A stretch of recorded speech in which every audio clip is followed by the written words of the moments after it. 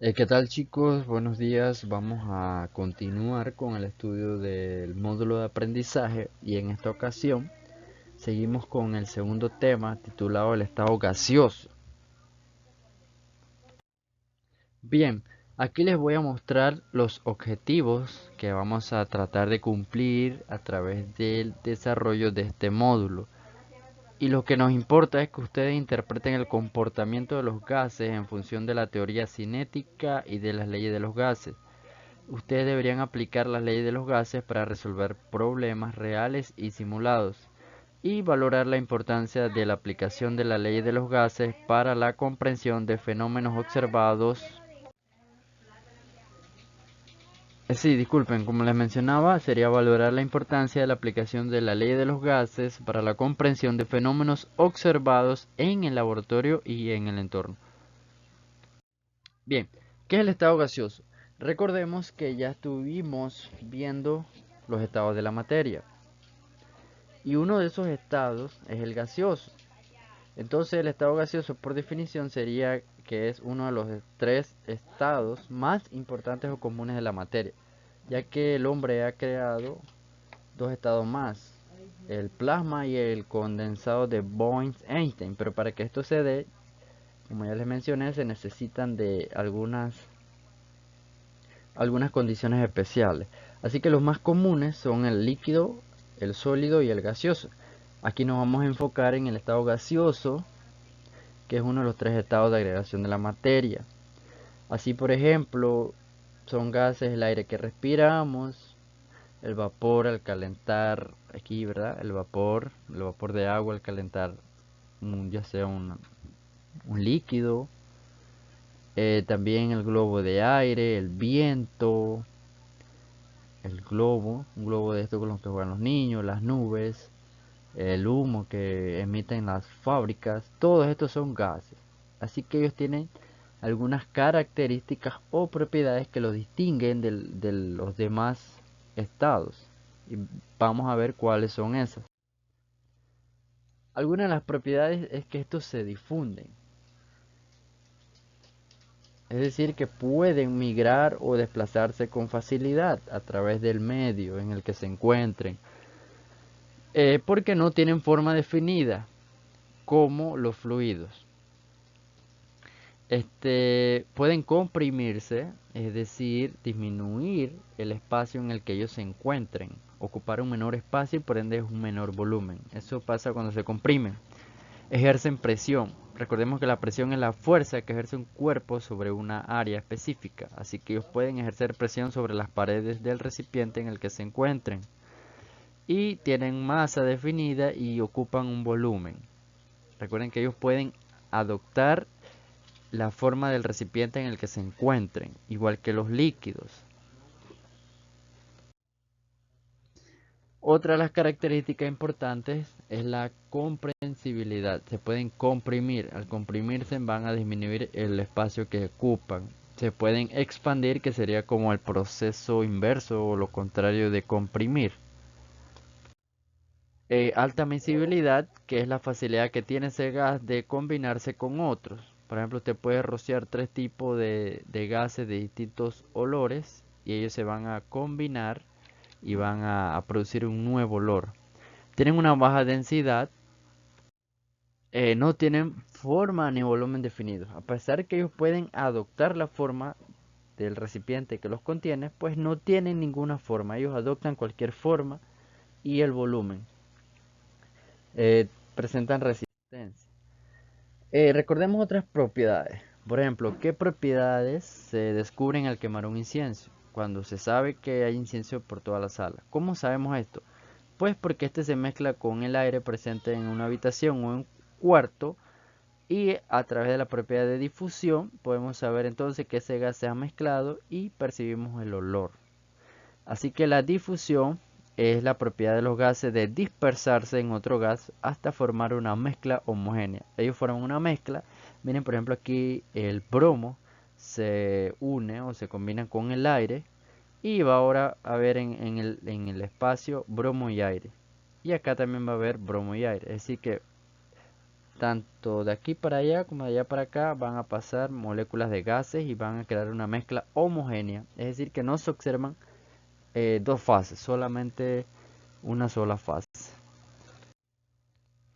La compresión, mire lo que pasa aquí, él se puede comprimir y ahora el espacio en el que está ocupado por ese gas va a disminuir y por ende la presión va a aumentar, porque hay más moléculas de gas en una menor área. Por tanto, ellas van a querer escaparse y van a ejercer fuerza, y eso es la presión. ¿Qué otras propiedades tiene? Por ejemplo, ¿qué pasa cuando inflamos un globo y lo pinchamos? ¿Cómo podemos llamar esta propiedad? Pues es la fluidez. Porque cualquier espacio recipiente. Bien, la fluidez entonces sería la capacidad que tienen los gases de pasar entre dos compartimientos a través de espacios pequeños. O sea que, digamos, usted tiene una bolsa y la infla con gas o la sopla, igual un globo, y usted lo pincha, le hace un pequeño orificio y se dará cuenta que al término de algunos días, incluso horas o minutos, ese gas se ha escapado en su totalidad o parte del gas se escapa. Es lo mismo que sucede cuando se pinchan las llantas del carro o de su bicicleta. Y pues esa propiedad es la fluidez, que es la capacidad que tiene el gas de pasar a través de espacios muy pequeños. Bien, para definir los gases necesitamos cuatro magnitudes. Recordemos que en años anteriores ustedes vieron el Sistema Internacional de Medida, el cual plantea 7 unidades o magnitudes. Así que para estudiar y comprender los gases necesitamos cuatro de ellas. Vamos a ver cuáles son. La masa. Dice que la masa representa la cantidad de materia del gas y suele asociarse con el número de moles. Es decir que para expresar la masa vamos a utilizar el número de moles de ese gas. Recuerden que para expresar el número de moles usted debe tener los gramos de ese gas y conocer su masa molar o su peso molecular. La presión. Dice que la presión se define como la fuerza por unidad de área. En los gases, esta fuerza actúa en forma uniforme sobre las partes del recipiente y la presión determina la dirección del flujo del gas. El volumen. El volumen es el espacio en el cual se mueven las moléculas. Está dado por el volumen del recipiente que lo contiene. Se puede expresar en centímetros cúbicos, metros cúbicos, litros o mililitros. La temperatura es una propiedad que determina la dirección del flujo de calor. La temperatura de los gases se expresa en grados Kelvin. Ustedes ya deben de saber cómo transformar de grados Celsius o grados Fahrenheit a grados Kelvin. Por ejemplo, para transformar de grados Celsius a Kelvin, consiste en esos grados que usted tiene en Celsius sumarle 273. Así que cuando vayan a realizar los problemas, ustedes deben realizar la conversión de todas estas unidades. Ya les explico cuáles. Por ejemplo, para presión se suele utilizar atmósfera. Es decir, que es probable que usted se lo den en milímetros de mercurio o torr. Y usted debe hacer la equivalencia o la transformación utilizando que una atmósfera es igual a 760 milímetros de mercurio o 760 torr. Esto cuando se habla con que un gas está a presión y temperatura normal o condiciones normales, sería a una atmósfera de presión, un mol y 273 grados Kelvin. Así que el volumen dice que cualquier gas ocupa un volumen de 22,4. Un mol de cualquier gas, no importa, va a ocupar siempre 22,4 moles. Y la temperatura dice que un mol de cualquier gas, pues se trabaja a 273 grados Kelvin. Así que cuando dice que un gas se encuentra a condiciones normales, usted debe utilizar estos valores: una atmósfera de presión, un volumen de 22,4 litros para un mol, 273 grados Kelvin, y la cantidad pues es un mol. Acá vamos a ver lo que es la teoría cinética de los gases. Esta teoría dice que las partículas de un gas se encuentran en un estado de movimiento constante, por lo que poseen energía cinética. Miren que estas representan moléculas de gases como esferas pequeñas. Ellas están en constante movimiento y muchas veces se chocan y poseen lo que se conoce como choques elásticos. Entonces, al estar en constante movimiento, porque ellos están como buscando la forma de escaparse de este recipiente, pues eh, poseen energía cinética. Ahora, los gases se componen de moléculas y la distancia promedio entre ellas es muy grande en comparación al volumen real que ocupan. Es decir, que una molécula de gas puede estar muy dispersa de otra, entonces la distancia promedio es muy grande. No existen fuerzas de atracción o repulsión entre las moléculas que forman un gas, a diferencia de, digamos, los compuestos iónicos, que recuerden que ellos tienen fuerza de atracción o repulsión. Acá no existen ese tipo de fuerza. Ahora, los choques entre las moléculas son perfectamente elásticos, es lo que ya les mencioné. Así que esta molécula de gas puede chocar con esta y se puede cambiar de dirección, porque los choques son elásticos. La energía cinética promedio por partícula en todos los gases es igual a la misma temperatura. Ahora veamos unas imágenes que nos llevan a analizar y a comprender de una mejor manera cómo se comportan los gases. Y esto sucede en nuestra vida cotidiana. Por ejemplo, miren lo que nos preguntan acá. ¿Qué pasa con el volumen de un gas cuando aumentamos la temperatura en un recipiente expandible? Así que este es un recipiente expandible. Vamos a ver qué pasa con el volumen del gas. Si yo tengo un globo y yo lo caliento, ese volumen va a aumentar. Así que el volumen del gas por efecto de la temperatura va a hacer que sea mayor. Porque las partículas de gas van a estar en constante movimiento y van a querer como escapar de ese recipiente, por lo tanto van a ejercer una presión y como el recipiente es expandible, al ejercer esa presión se va a expandir. Pero miren lo que hice acá, cómo es la presión en ambos casos. Ahora, por efecto de la temperatura, podemos decir entonces que la presión va a aumentar porque las moléculas de gas adquieren esa energía calórica. Ese calor hace que ellas se muevan con mayor facilidad y pues la presión aumente. Y acá cuando yo disminuyo el volumen, miren que esto es como si usted tuviera... El volumen es el espacio que ocupa un cuerpo. Las moléculas de gases son estas, ¿verdad? Si usted aún disminuye lo que es la presión, digo, si usted disminuye el volumen, la presión del gas va a aumentar porque las mismas partículas de gas van a estar en una área menor y al estar en una área menor pues van a ejercer con mayor fuerza esa presión sobre las paredes del recipiente para escaparse.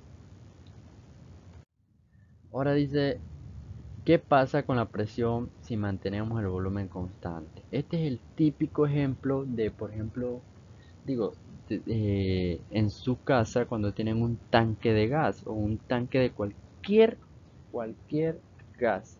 No, no necesariamente el de cocinar, sino puede ser el que utilizan sus padres para algunos hacer trabajos de soldadura y todo lo demás. El acetileno, el famoso acetileno. ¿Qué pasa si aumenta la temperatura? Pues la presión aumenta. Pero como el volumen es constante, o sea, el espacio que ocupa ese gas no varía, porque en un tanque de esto de cocina, usted ve que él siempre va a tener la misma cantidad, el mismo espacio, el mismo volumen, o sea que él es invariable, pues por efecto de la temperatura la presión aumenta y llega a tal punto que ese gas revienta ese recipiente y genera una explosión.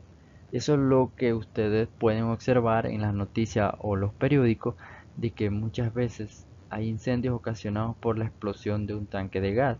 Y es precisamente por este efecto de que la temperatura hace que esas partículas de gas aumenten su energía cinética, choquen y generen fuerza contra contra las paredes del recipiente y por en tanto la fuerza es tan pero tan elevada que explota o estalla. Así que muchachos, de esta manera podemos ejemplificar cómo se comportan los gases. Le voy a dar otro ejemplo. Si usted tiene una jeringuilla y le tapa su orificio, ¿qué pasa cuando usted intenta disminuir el volumen? Si ella es de 5, dice 5 cc o 5 ml, intente bajarla para que vea que entre menor es el espacio, o sea que menor es el volumen, la presión es mayor. Va a ser tan pero tan grande esa presión que incluso su dedo va a salir disparado o no va a poder cerrarlo en su totalidad. Y es precisamente porque cuando la presión disminuye, el volumen disminuye, que es el espacio que ocupa ese gas, la presión aumenta a tal punto que se revienta. Igual un gas. Ahora un gas, eh, por ejemplo, cuando usted infla un globo, la presión aumenta tanto, tanto, tanto que puede reventarse. Es por eso, porque el volumen es invariable. En una jeringuilla eso es lo que se conoce como inversamente proporcional. Si disminuye el volumen, la presión aumenta. Pero si la presión, digo, si disminuye el volumen, la presión aumenta. Pero si digamos que la presión disminuye, por lo tanto, el volumen, ¿qué va a pasar con el volumen? Pues también va a aumentar, el volumen va a aumentar. Cuando el volumen aumenta, la presión disminuye porque hay más espacio y las partículas del gas se mueven con facilidad. Así que ya saben, si aumento el volumen, la presión disminuye, pero si disminuye el volumen, la presión aumenta. Eso es lo que se conoce como inversamente proporcional. Así que hubieron científicos que se dedicaron a estudiar los gases y establecieron algunas leyes para su mejor comprensión, cuando la temperatura es constante, cuando la presión es constante o cuando el volumen es invariable. Hicieron unas pequeñas ecuaciones o relaciones y es lo que vamos a ver en la próxima clase, que son las leyes de los gases. Así que muchachos, espero que haya quedado claro el tema de acá de los gases, del estado gaseoso, qué es un gas, cuáles son algunas de sus propiedades, porque en el siguiente tema vamos a ver las leyes. Gracias por su atención y nos vemos la próxima clase.